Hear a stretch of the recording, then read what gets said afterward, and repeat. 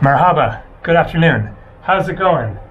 This is incredible Ghar in Cappadocia, Turkey. I am inside one of the fairy chimneys, they are called, one of the natural rock formations carved out by humans sometime very long ago, possibly thousands of years, at least centuries. Here looks like a grave site. Here, little pigeon roosts. The local people use the guano from the pigeons to fertilize their crops, and so they were an essential part of their survival here.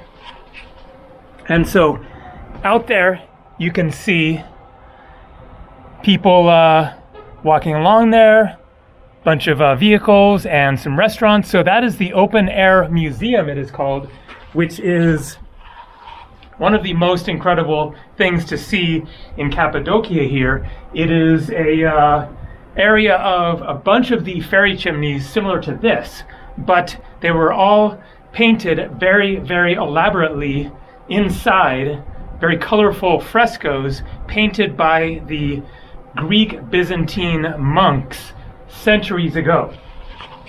So Christian churches basically inside these rock formations. It's kind of around the corner to the right. You can't really see it, but out there you can see all of the various natural formations, and then most of them riddled with holes, caves built for various purposes, as I mentioned here. Tomb, pigeons, but some of them were lived in, some are churches. I'm sure some were for animal storage. And so a very, very fascinating place here in central Turkey. Another room there. So I'm not seeing the pigeon roosts, so perhaps some of these would have had multiple uses. The pigeons live up there, the grave sites, and then maybe somebody lived down here, although, you know, living right next to the grave site, maybe not the best idea, but it was a different culture, so who knows, not sure about that. But and so I'm now going to get down from here, left the backpack right over there, so I could climb a little easier, and then head out and do some more exploring. So I'm not going to go to the open air museum because I have been there 2 or 3 times before. It costs 20 euros and it is a very busy touristy scene. But this area here is especially fascinating with the caves, and there is one in particular that I want to try to find again, that somebody gave me a tip to find it the last time, and it was pretty tricky. It took a lot of searching, but eventually I found it. It is a quite phenomenal, very large room. So that is the fairy chimney that I was just inside, and here the parking area. So you can catch a taxi from Ghar, which I just did, and it was 115 Turkish lira, which is like $3.50. Or you can just walk it if you're up for it. I will probably walk it back, so decided to take the ride over here. And then you'll park here or get dropped off by the taxi and then walk up there and go to the open air museum. Touristy, but I highly recommend it. It is truly incredible. The paintings and everything inside, and the variety of the different types of churches, some inside the fairy chimneys, some inside the cliffs, some are bigger than others. So just one aspect of the very interesting, unique culture here in Cappadocia over many thousands of years. So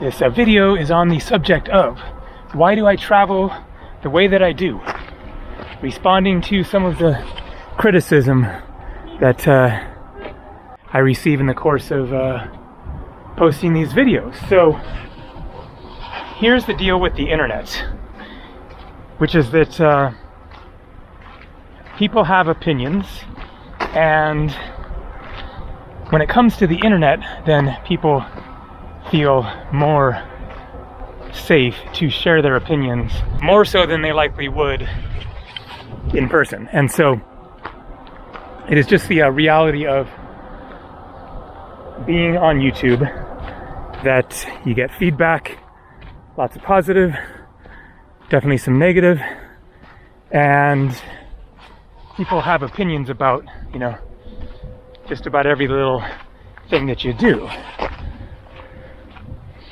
And as a YouTuber, then you just have to learn to let it roll off your back as much as you can and not get too caught up in letting it, get under your skin, and also to not respond to a lot of it. Certainly I will respond to critical comments sometimes, but for one thing, I just can't respond to 90-something% of the comments in general, or I would just spend my whole day responding to comments. But depending on the type of criticism, then I will sometimes respond, perhaps clarify what they were talking about, if I have a sort of practical answer to it, which when it comes to most of the criticism, suggestions, tips, as far as how I'm getting around and doing all this, then usually there is a good reason why I'm not doing it the way that they think that I should. But before I get to addressing some of the suggestions and criticism and stuff like that, I just want to quickly kind of encapsulate my traveling experiences over the years, just the general big picture. So I first started traveling in 1990. Day after I turned 18, I went to Europe for 4 months. Through the 1990s, I was a hitchhiking vagabond for much of the time. I had practically no money and was getting around hitchhiking, camping on the side of the road, going wilderness backpacking, working on farms, going to rainbow gatherings, living in the rainforest of Hawaii, staying with family and friends at times. And then in 1999, then I went to India for the first time for 5 months. I then had a stable existence for the next 6 years. I went back to university and got my degree in world religions from Humboldt State University in Northern California. Ooh, wow, we have some paintings here, not nearly as elaborate as in the other churches, but you can see across there. So looks like this is a church as well.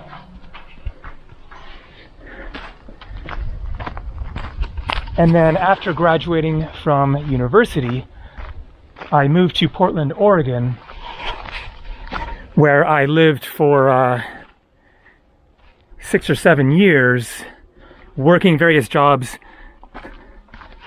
including as a delivery driver for a company that was like Uber Eats before Uber Eats. And then in 2006, I went back to India for the second time for 3 months. And then since then, I have traveled for several months at least every year since 2006. I have now been to 95 countries, many of them multiple times. I have spent more than 2.5 years in India, over 13 different trips. I've spent more than a year traveling in Greece, over 12 different trips, going to 58 Greek islands and exploring much of the mainland. I've done treks in Nepal, in the Himalayas, alone in the middle of winter.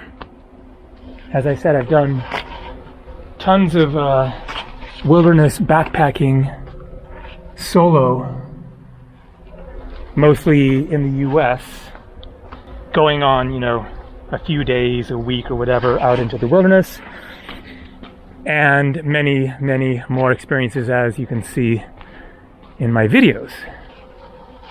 So whatever people think about how I'm making it happen, I think it's safe to say that I'm making it happen.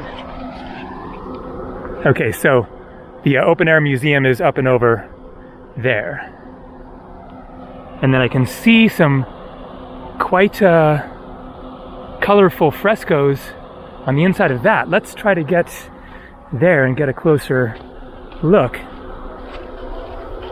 And so everybody's travel style is different. People do things different ways, sometimes out of habit. That's just the way that they learn to do it the first time, and they keep on doing it that way and don't realize there's a better way to do it or whatever. And that is certainly the case for me in some cases. But I've also been through a lot of trial and error and experiences and mistakes and learning and all that. And much of what I do is just what I do because I think it's the best way to do it. So I'm going to address various specific things that people have brought up over the course of the various, you know, years of posting the videos. Kind of some of the most common questions, suggestions, criticisms that people will write in the comment section. So the first is, why do I keep going back to the same countries and places over and over again? For example, Cappadocia, my 5th time here. And I already made a whole video basically addressing that. Okay, this is not really doable, so let's just abandon that plan. And so I'm going to be very brief about this, but kind of for the obvious reason, because certain places you like more than others and they're nice to return to. As I said, 5 times here in Cappadocia. I've spent like at least a month exploring around here. There isn't a whole lot that I haven't seen as far as the major sites. There's so much to see in this area that it's kind of infinite, and there's always more. But I'm not even really planning on getting out and exploring further because I've seen so much. But it's just about the vibe here, the atmosphere, the energy, the great hiking, the just totally incredible exploring of these cave towns and cities and churches. I mean, look at this one. This one is huge. So I'm not seeing the pigeon roosts. Little holes there, but not big enough for the pigeons. So my best guess is this is like an apartment. Could be wrong, certainly, but it is definitely looking that way, that a family could have lived in here.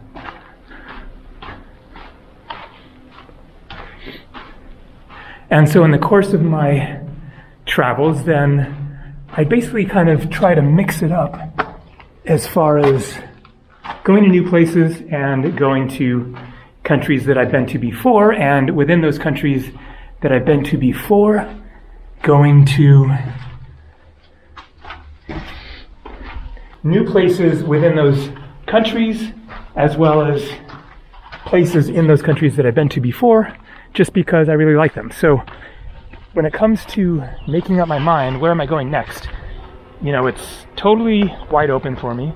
It's whatever I want to do. There's no expectation that I'm fulfilling as far as, you know, advertisers who want me to go somewhere or whatever. I don't do any promotional videos at all. So I have no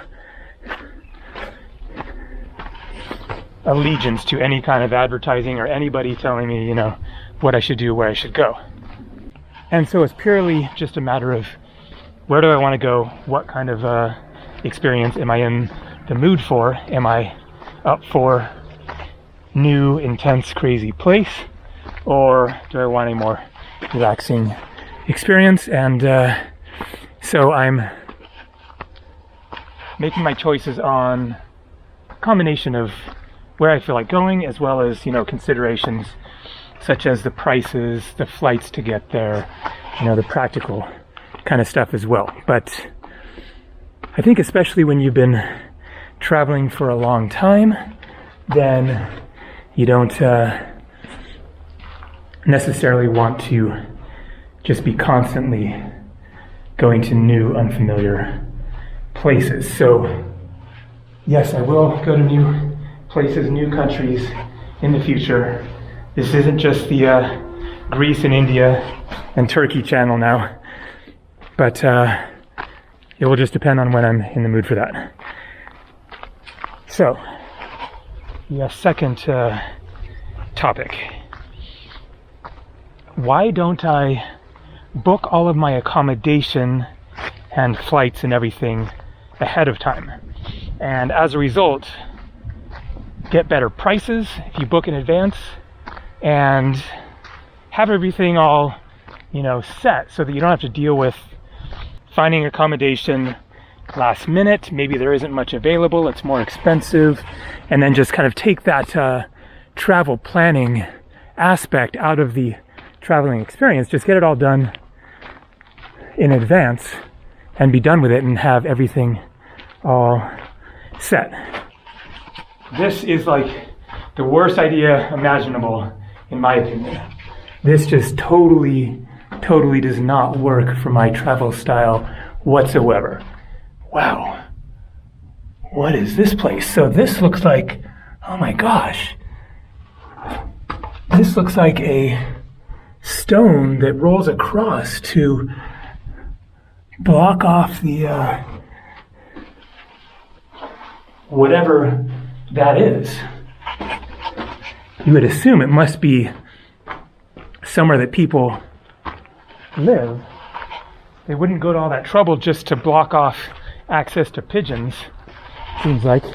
I'm going to poke around the backside and see. Ooh, glad I didn't miss that. There we go. Some colorful Christian frescoes there. So very likely that inside there are more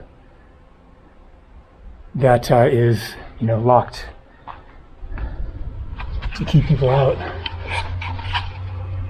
And then also if there's the paintings there, then that must be the entrance to a church. So that could be quite amazing inside there. But for one thing, no way to get up to it. But let's look around the back side, see if there was another way to look down in there. And so there are two main reasons why I wouldn't travel this way, other than some sort of, week or two somewhere, especially if I was going somewhere super touristy and maybe, with somebody else and wanted to make sure everything was, reserved. But as far as my month-long trips, no way. So first of all, that would be such a massive headache and project. Looks like animals have been in there. Setting all that up. I'll travel for 8 months sometimes. So whatever it might be, 2 months, 3 months, 4 months, 5 months, 6 months, 8 months, a year. I've never actually traveled for a year. I think the longest is like 8.5 months. But to sit down and try to book all that in advance, not just the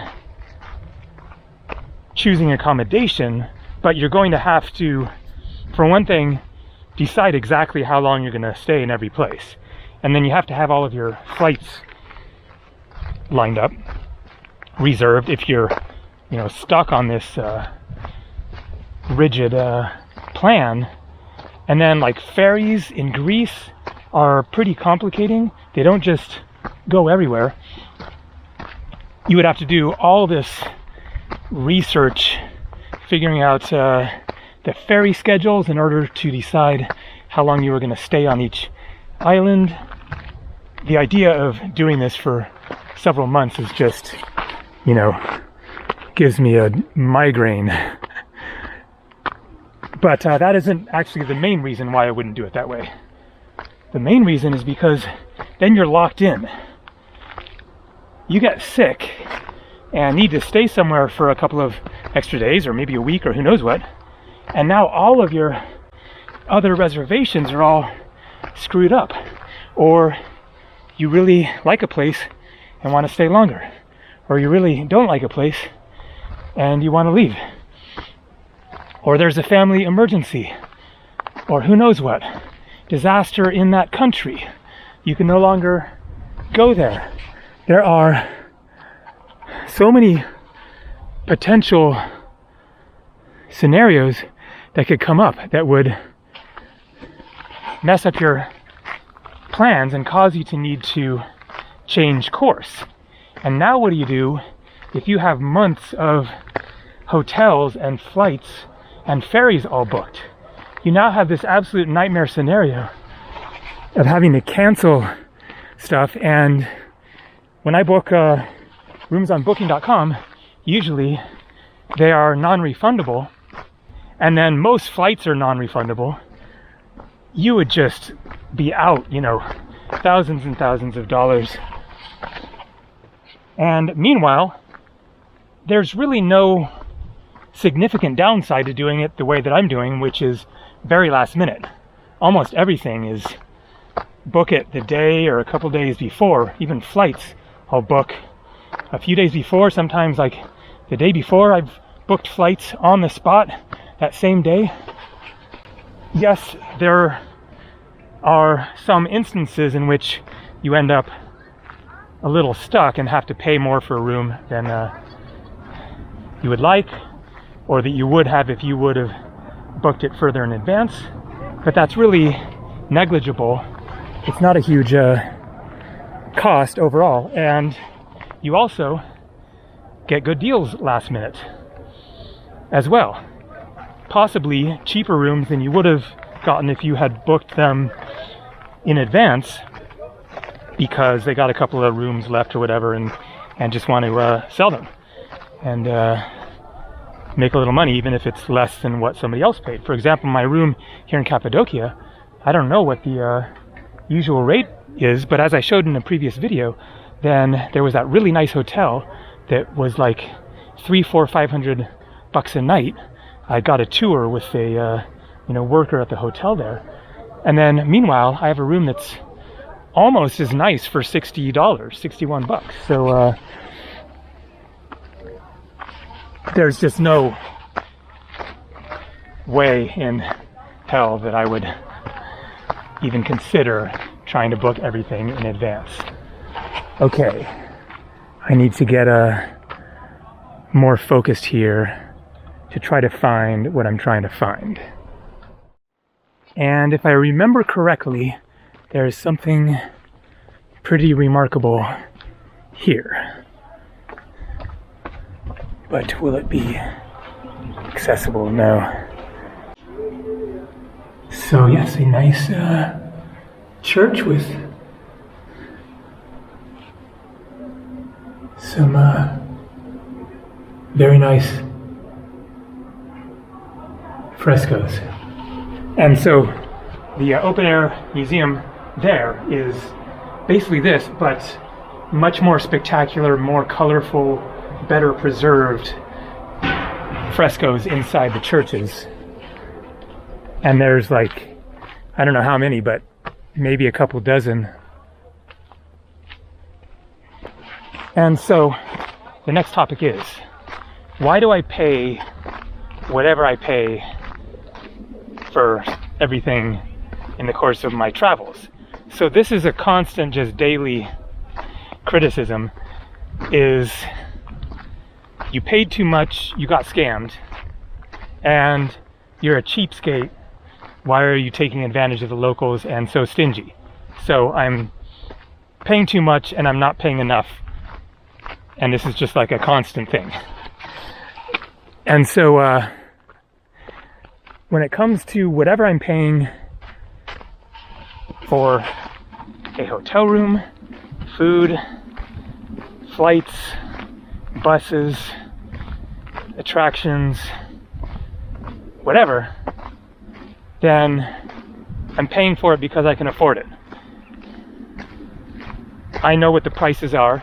People will even sometimes say you got scammed at that restaurant, that food was too expensive, when there are no restaurants that I've been to that, you know, change out the prices on you or whatever. There's a menu, everyone's looking at the same menu.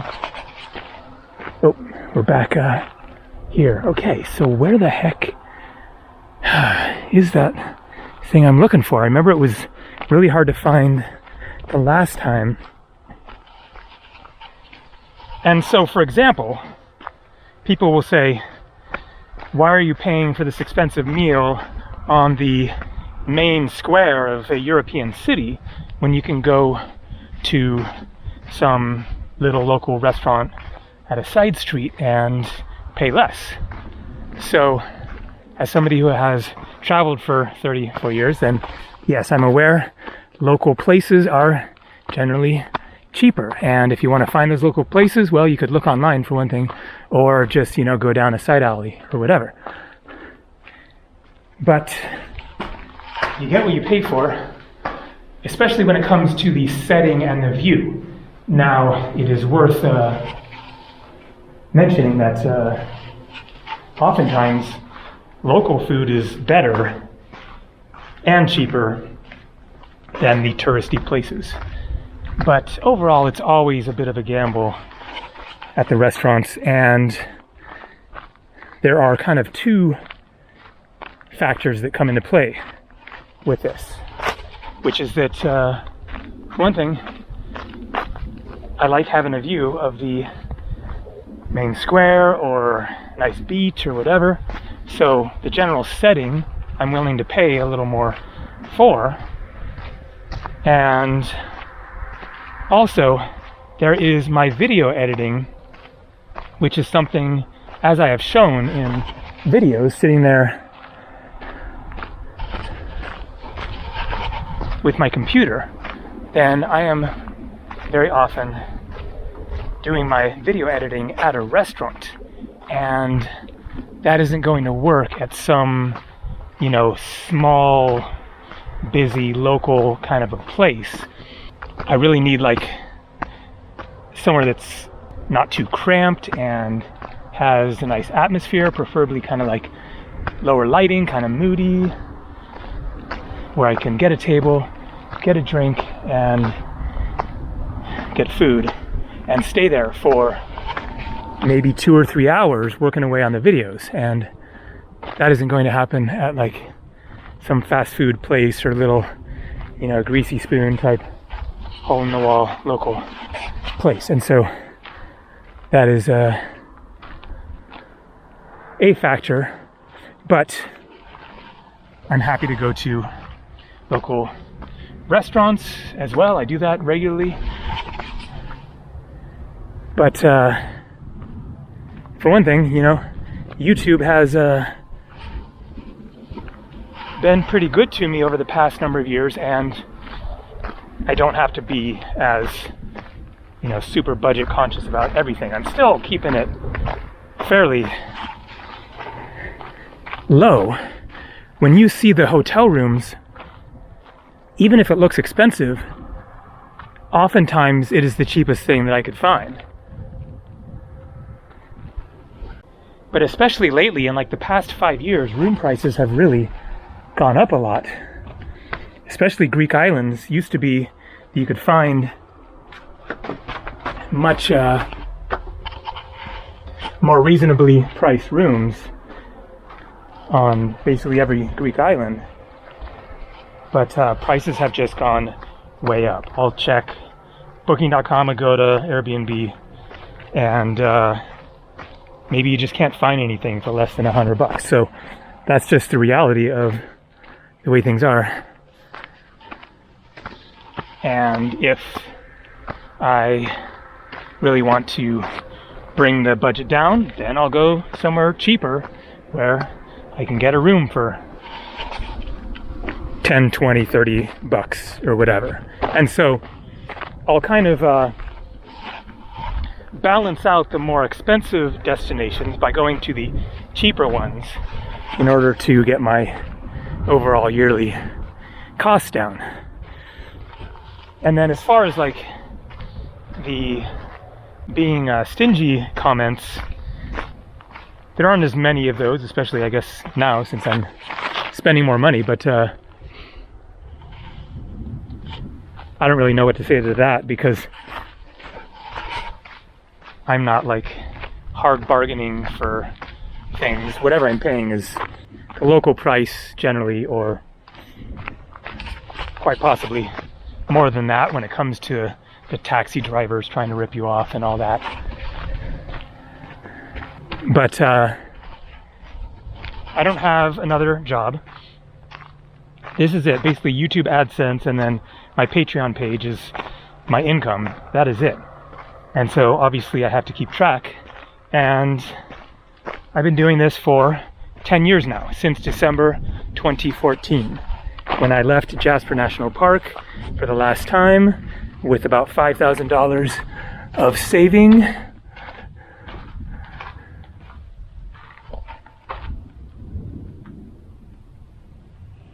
And made that last while I saw my YouTube income slowly but steadily increase. And so I just never had to go back and get another job other than a few random odd jobs here and there, and that was years ago, and a month of washing dishes in Alaska. But I've just, managed to travel on what I was making on YouTube, and that has increased, and I've managed to save a bit as well.